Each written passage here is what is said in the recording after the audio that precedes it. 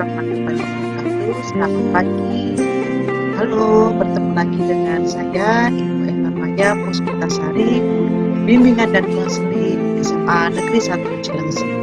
Kali ini saya akan menyampaikan materi layanan bimbingan klasikal dengan tema stres dan cara mengatasinya. Kalau bicara dengan stres, pasti hampir semua manusia pernah mengalami stres. Tapi tergantung sifat stresnya. Stresnya ringan, sedang, atau berat. Kali ini saya akan menyampaikan materinya. Kita coba ya. Oke, tunggu dulu. Saya slideshow.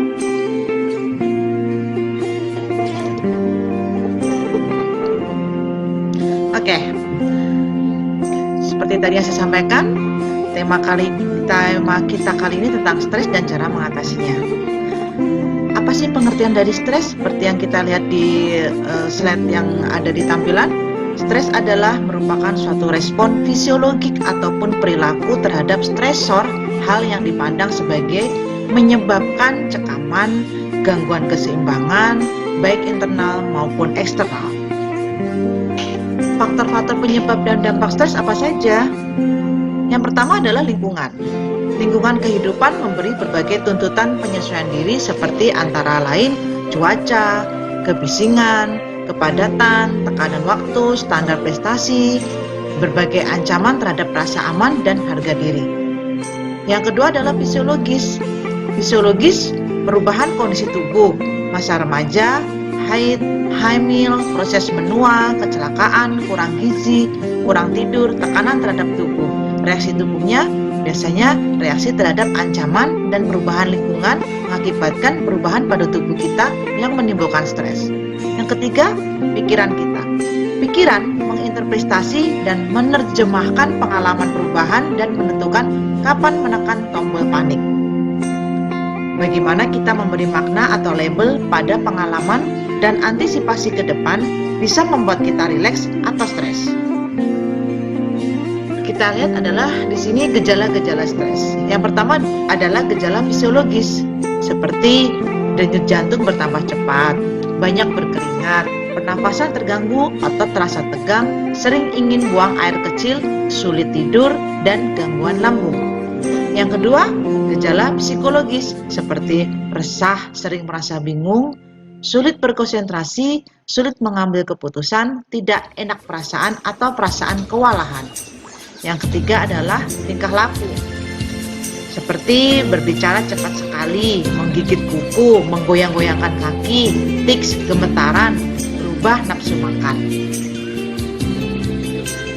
Di sini kita lihat gejala-gejala stres pada remaja. Yang pertama adalah kehilangan minat dan kegembiraan pada hampir semua aktivitas, dan hal ini hampir terjadi setiap hari. Yang kedua, berat badan mengalami penurunan, padahal tidak sedang melakukan diet. Yang ketiga, mengalami insomnia atau hipersomnia. Yang keempat, mengalami penurunan minat dalam melakukan aktivitas yang terjadi hampir setiap hari. 5. Merasa dirinya tidak berharga atau merasa bersalah yang berlebihan. 6. Kehilangan kemampuan untuk berpikir dan berkonsentrasi. 7. Munculnya perasaan sedih hampir setiap hari. Dan yang ke-8, munculnya pikiran-pikiran tentang kematian, ide bunuh diri yang berulang tanpa rencana. Ini adalah gejala-gejala stres pada remaja. Dampak akibat stres, yang pertama dampak psikologis, seperti mudah masuk angin, mudah pening-pening, kejang otot, mengalami kegemukan atau menjadi kurus, atau menderita penyakit yang lebih serius seperti hipertensi. Yang kedua, dampak psikologis seperti keletihan emosi, jenuh, dan terjadi depersonalisasi, yaitu dalam keadaan stres yang berkepanjangan. Baik, dari segi dampak perilaku, biasanya di sini ada level stres yang cukup tinggi berdampak negatif pada kemampuan mengingat informasi, mengambil keputusan, dan langkah tepat. Pelajar yang stres berat sering kali banyak membolos atau tidak aktif mengikuti kegiatan pembelajaran. Bagaimana sih cara menangani stres? Di sini ada stres itu ternyata ada singkatannya. Yang pertama adalah Stres, S. Study skill. Ada banyak yang perlu dipelajari, yang ingin diketahui, ada banyak kegiatan yang ingin diikuti walau terbatas. Oleh karena itu, agar tidak menjadi stres, yogyanya pelajar perlu memiliki berbagai skill belajar yang sesuai sehingga bisa belajar secara efektif dan efisien. T. Tempo, time management.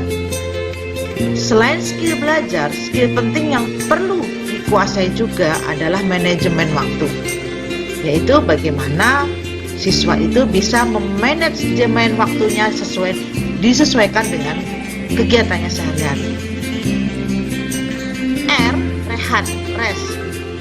Tubuh kita memerlukan jeda istirahat. Kita perlu belajar bagaimana speeding up, tetapi juga arif dan terampil untuk slowing down.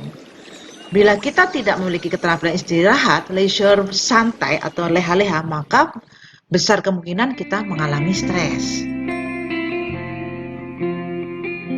Yang keempat adalah eating and exercise, makan dan olahraga kebugaran. Tubuh kita membutuhkan asupan yang seimbang, tetapi juga exercise yang memadai agar bisa bugar. Oleh karena itu, sebetulnya perlu kita cermati asupan apa yang baik untuk tubuh ini menurut manual dari penciptanya. Kelima, self talk, percakapan kalbu.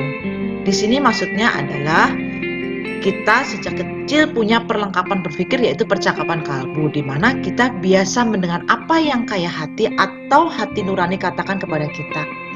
Isi percakapan itu bisa positif, membuat kita optimis, tetapi seringkali juga negatif, membuat kita tertekan stres. Oke, dalam hal menangani stres, kita perlu bisa secara sadar mengganti isi percakapan yang tidak mendukung dengan kalimat yang bisa mendukung. Keenam adalah social support, jaringan pendukung. Manusia adalah makhluk sosial. Kita tidak memungkiri bahwa kita tidak bisa hidup tanpa manusia lain. Jadi pada hakikatnya tidak tahan sendirian, butuh perasaan tidak sendiri, tetapi punya sejumlah orang yang saling peduli. Dalam keadaan stres, sebaiknya kita berusaha bertemu dengan teman, sehingga paling tidak kita tetap punya penghayatan tidak sendirian yang sungguh mencekam. Baik, di sini adalah teknik penanganan stres. Pertama adalah pelajari skill relaksasi yang aman menolong. Segera tarik nafas dalam secara teratur. Biasanya kalau stres yang terjadi tiba-tiba, biasanya saya menyampaikan ke peserta didik adalah tarik nafas 3 kali, tarik nafas, dihembuskan, dan ini dilakukan berulang-ulang sebanyak 3 kali. Metode ini merupakan teknik yang paling sederhana yang bisa menolong kita menenangkan respon fisiologi yang ditimbulkan oleh perasaan kita. Teknik relaksasi lainnya seperti progressive relaxation. Berikutnya adalah bermeditasi, berdoa, dan upaya spiritual lainnya. Oke, itu adalah materi layanan bimbingan klasika yang saya sampaikan dengan tema stres dan cara mengatasinya. Semoga dengan materi ini kalian bisa mengenali stres sedini mungkin dan bisa menanganinya dengan baik. Terima kasih, salam sehat selalu. Wassalamualaikum warahmatullahi wabarakatuh.